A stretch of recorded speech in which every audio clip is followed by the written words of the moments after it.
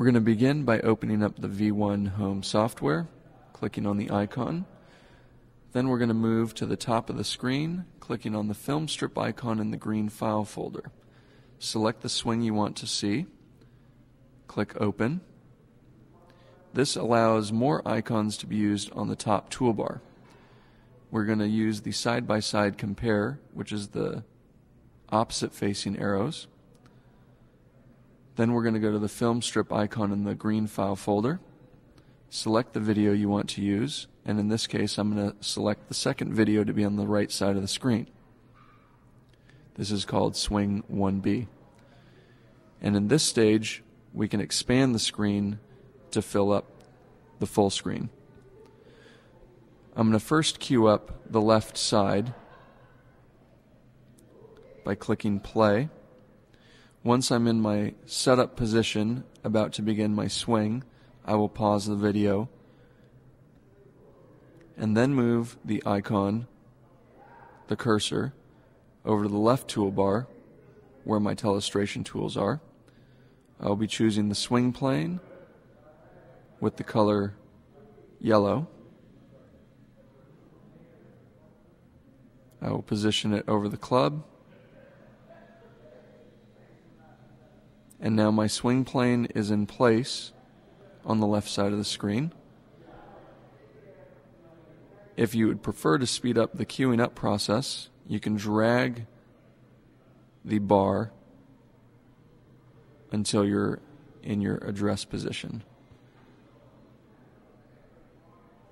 Now I put in my swing plane again on the right side of the screen.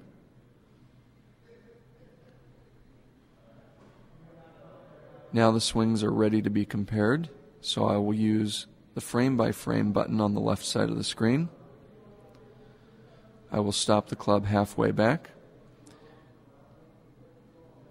I'm then going to use the circle icon in red to show where my club head is so that I can see in side-by-side comparison where the club was in both swings. Now I'm on the right side of the screen, queuing up the swing, halfway back, and again I will put a red circle around the club head to indicate where the club is. And in this case you can see that the club head is far more on plane than the left side of the screen. I will then queue up the swing at the top and put a red circle again around the club head. And we can see that the club is not traveling on plane very well here.